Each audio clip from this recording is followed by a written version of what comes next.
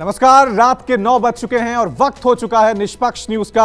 आपके साथ मैं हूं रवि ठाकुर। बड़ी खबरों के साथ हाजिर हूं। पहली खबर, पहलवानों ने कहा बृजभूषण जेल नहीं जाएंगे जब तक धरना जारी रहेगा और तब तक यह लड़ाई जारी रहेगी। और दूसरी खबर, सुप्रीम कोर्ट के आदेश के बाद एफआईआर, क्या फैसला लेगी सरकार।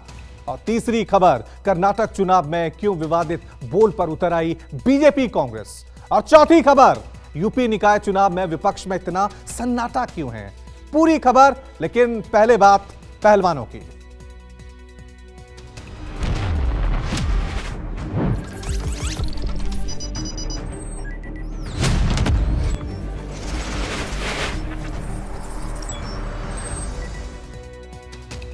जंतर मंतर पर 6 दिनों से धरने पर बैठे पहलवानों की अर्जी पर सुप्रीम कोर्ट ने सख्ती दिखाई और ऊंट पहाड़ के नीचे आ गया। महिला पहलवानों के गंभीर आरोपों के कटघरे में खड़े भारतीय कुश्ती संघ के अध्यक्ष और बीजेपी सांसद बृजभूषण शरण सिंह मीडिया के सामने आए और इस दलील के साथ कि वो न्यायपालिका का सम्मान करते हैं, सरकार और दिल्ली पुलिस का भी सम्मान करते हैं। लेकिन जंतर मंतर पर बैठे पहलवानों ने साफ कर दिया कि वो तुरंत बृजभूषण शरण की गिरफ्तारी चाहते हैं और जब तक ऐसा नहीं होता वो मैदान नहीं छोड़ेंगे। दिल्ली पुलिस पे हमें अभी भी ट्रस्ट नहीं है, क्योंकि वो कोई भी क्योंकि हम 6 दिन से यहाँ बैठे हैं, तो एफआईआर करने में उन्होंने इतना टाइम लगा दिया है, तो वो ट्रस्ट जो बिल्ड होना चाहिए तो वो उन्होंने पहले ही हमारा तोड़ दिया है। उसके जो सारे पदों से उसको हटाया जाए, जैसे भी जो भी अभी कार्रवाई होगी और उचित जो सजा होगी वो जेल में जाना चाहिए। दिल्ली पुलिस अभी तक एफआईआर दर्ज नहीं कर रही थी। मैं उनको बताना चाहूँगा कि बृजभूषण रेसलिंग फेडरेशन के अध्यक्ष हैं। अगर कोई अध्यक्ष किसी खिलाड़ी के साथ ऐसे शोषण करता है तो वो किसके पास जाएंगे शिकायत करने के लिए। देश की सबसे बड़ी अदालत ने पहलवानों की याचिका पर सख्त रुख दिखलाया, महिला खिलाड़ी की सुरक्षा सुनिश्चित करने का आदेश दिया और दिल्ली पुलिस का पक्ष रख रहे सॉलिसिटर जनरल ने भी वादा किया कि दिल्ली पुलिस खिलाड़ियों की एफआईआर दर्ज करने को तैयार हो चुकी है। सुप्रीम कोर्ट में सुनवाई के तुरंत बाद जंतर मंतर पर आंदोलन कर रहे पहलवानों ने मीडिया को संबोधित किया और प्रधानमंत्री से अपील की कि बृजभूषण शरण सिंह को तुरंत जेल भेजा जाए, उन्हें सभी पदों से हटाया जाए। पहलवानों ने ऐलान किया कि जब तक बृजभूषण को जेल नहीं भेजा जाता वो जंतर मंतर से नहीं हटेंगे। दिल्ली पुलिस पे हमें अभी भी ट्रस्ट नहीं है, क्योंकि वो कोई भी क्योंकि हम 6 दिन से यहाँ बैठे हैं, तो एफआईआर करने में उन्होंने इतना टाइम लगा दिया है, तो वो ट्रस्ट जो बिल्ड होना चाहिए तो वो उन्होंने पहले ही हमारा तोड़ दिया है और वो लूज एफआईआर कर सकते हैं, इसका भी हमें अंदेशा है। तो जो कार्रवाई दिल्ली पुलिस करेगी, जितना देखते हैं अभी क्या करेंगे और क्या नहीं करेंगे, उसके ऊपर ही हमारा नेक्स्ट डिसीजन रहेगा। लेकिन हमारा अभी भी यही फैसला है कि उनको जेल में डाला जाए। मेरा प्रधानमंत्री जी से नैतिकता के आधार पर एक अपील है कि उनको हर एक पद से हटाया जाए, जो वो सांसद हैं, चाहे वो रेसलिंग फेडरेशन को संभाल रहे हैं, क्योंकि जब तक वो उस पद पर रहेंगे वो उस पद का गलत यूज करेंगे, जांच को प्रभावित करेंगे और हम निष्पक्ष जांच चाहते हैं। सुप्रीम कोर्ट पे हमें पूरा विश्वास है, देश की अदालत के सामने भी हम आए हैं, पूरे देश पे हमें विश्वास है कि हमारे साथ न्याय होगा। अनुराग जी से हम पहले मिले थे, जब कमेटी बनाई थी तब उन्हीं के साथ मिले थे। उन्होंने कितना टाइम दिया वो हमने आपको ऑलरेडी बता दिया है। अभी उनसे मिलने का कोई फायदा नहीं है, हमें उन पर विश्वास नहीं है बिल्कुल भी। तो दिल्ली पुलिस पर देखो हमें भरोसा नहीं है, क्योंकि 6 दिन के बाद सुप्रीम कोर्ट के ऑर्डर के बाद उन्होंने एफआईआर की है। तो सबसे पहले तो यही है कि फेयर इन्वेस्टिगेशन हो और पुलिस को भी सही और कर देंगे, ऐसी कोई बात नहीं है। लेकिन हम जो मेन है वो सुप्रीम कोर्ट के आगे अपने बयान देंगे और बस फिर फेयर डिसीजन होना चाहिए। उसके जो सारे पदों से उसको हटाया जाए, जैसे भी जो भी अभी कार्रवाई होगी और उचित जो सजा होगी वो जेल में जाना चाहिए। ये सारी चीज़ें वो इन्वेस्टिगेट करके जो भी उसके लिए उचित सजा होगी वो होनी चाहिए। उसके बाद हमारे जो बड़े बुजुर्ग सब बोलेंगे, क्योंकि सब ने इतना साथ दिया है हमारा, उसके बाद ही हम धरना खत्म करेंगे, वरना हम यहाँ से नहीं हिलने वाले। सुप्रीम कोर्ट का मैं भी धन्यवाद करना चाहूँगी कि उन्होंने पुलिस को बोला है कि वो एफआईआर दर्ज करें और जीत की ओर हमारा ये पहला कदम है, पर धरना हमारा जारी रहेगा और जो भी हमारे बड़े बुजुर्ग हैं उनसे पूछ के हम आगे की कार्रवाई करेंगे, लेकिन धरना हमारा भी कंटिन्यू है। जो दिल्ली पुलिस अभी तक एफआईआर दर्ज नहीं कर रही थी, मैं उनको बताना चाहूँगा कि बृजभूषण रेसलिंग फेडरेशन के अध्यक्ष हैं। अगर कोई अध्यक्ष किसी खिलाड़ी के साथ ऐसे शोषण करता है तो वो किसके पास जाएंगे शिकायत करने के लिए? तो उनको तो तुरंत जेल में डाल देना चाहिए अभी, क्योंकि उनके पास उनको ऑर्डर मिल चुके हैं अभी सुप्रीम कोर्ट से भी कि भाई आप एफआईआर दर्ज करिए। जब ऐसे फेडरेशन के अध्यक्ष ही ऐसे शोषण करते रहेंगे तो किसके पास शिकायत लेके जाए खिलाड़ी? उनसे बड़ा तो उस फेडरेशन में कोई नहीं है। तो मुझे लगता है कि दिल्ली पुलिस को कड़ी से कड़ी कार्रवाई करनी चाहिए, उनको जेल में डालना चाहिए जल्दी से जल्दी। अनुराग ठाकुर जी ने हमारे फोन ही नहीं उठाए, कहाँ जाते हैं? उनके अधिकारी बोल रहे थे कि साहब अभी बिजी हैं। हमने तो बहुत बार ट्राई किया उनको कॉल करने के लिए। उन्होंने बोल रहे कि हम 12 घंटे खिलाड़ियों से मिले थे। उनको पूछिए 12 घंटे में आप कितने मिनट खिलाड़ियों से मिले थे? अगर हम टोटल टाइम निकालें तो 12 मिनट मिले होंगे वो खिलाड़ियों से।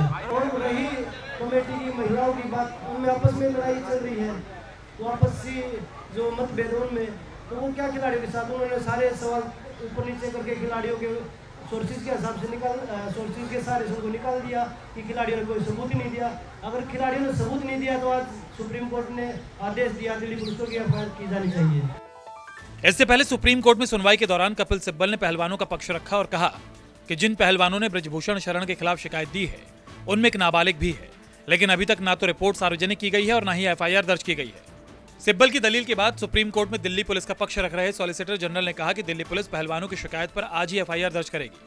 सुप्रीम कोर्ट का सख्त रुख देख ब्रजभूषण शरण सिंह के तेवर भी ढीले पड़ गए। मीडिया के सामने नमूदार हुए ब्रजभूषण शरण सिंह ने कहा कि वो सुप्रीम कोर्ट के फैसले का सम्मान करेंगे, दिल्ली पुलिस का भी सम्मान करेंगे। मैं न्यायपालिका के निर्णय से खुश हूँ और बेहद प्रसन्न हूँ और दिल्ली पुलिस को जांच मिली है और जांच में जहां भी मेरे सहयोग की आवश्यकता होगी मैं सहयोग करने के लिए तैयार हूं। और न्यायपालिका से बड़ा कोई नहीं इस देश के अंदर, और मैं भी न्यायपालिका से बड़ा नहीं हूं। उच्चतम न्यायालय का फैसला आया है, एफआईआर लिखने का आदेश हुआ है। यद्यपि सरकार की तरफ से कहा गया था कि एफआईआर लिखने में कोई दिक्कत नहीं है और एफआईआर लिखी जा चुकी होगी या लिखी जा रही होगी, और मैं सुप्रीम कोर्ट से बड़ा नहीं हूँ। मैं उस फैसले का स्वागत करता हूँ। देखिए, मैं उस समय भी मैंने कोई सवाल नहीं उठाया था जिस समय ओवरसाइट कमेटी बनी थी। उस समय भी कोई सवाल मैंने नहीं खड़ा किया था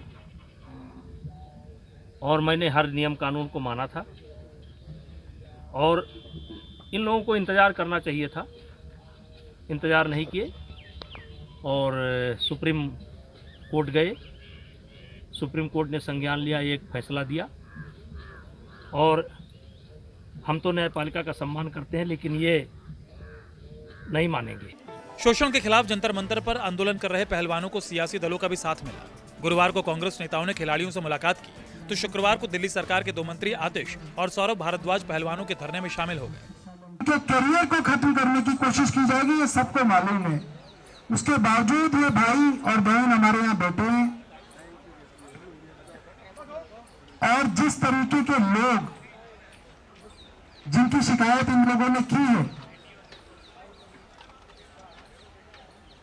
ये देश का कानून है, कोई भीख नहीं मांग रहे हैं। ये देश का कानून है कि अगर कोई इस तरीके की शिकायत करती है, महिला यौन शोषण की शिकायत करती है, मोलेस्टेशन की शिकायत करती है, तो कानून है कि तुरंत उसी समय मुकदमा दर्ज होगा। ये कानून है देश का।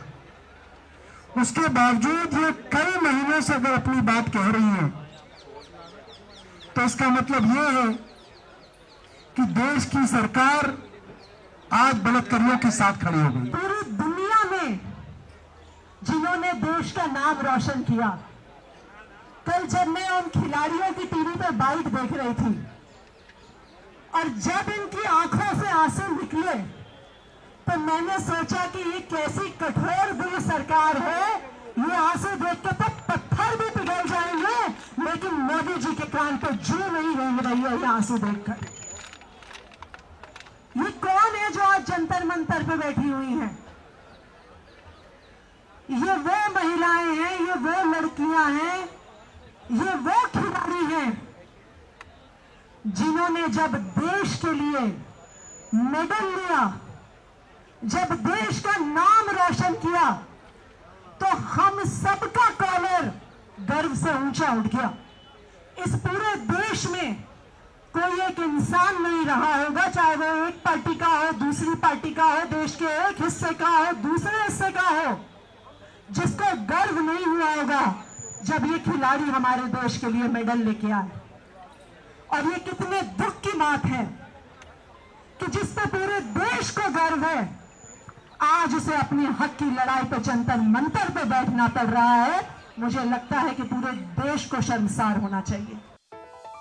इससे पहले ममता बनर्जी ने भी ट्वीट के जरिए आह्वान किया कि सभी को धरने पर बैठे पहलवानों के साथ खड़ा होना चाहिए और दोषी चाहे जिस किसी भी पार्टी से संबंध रखता हो, उसे न्याय के कटघरे में खड़ा करना चाहिए।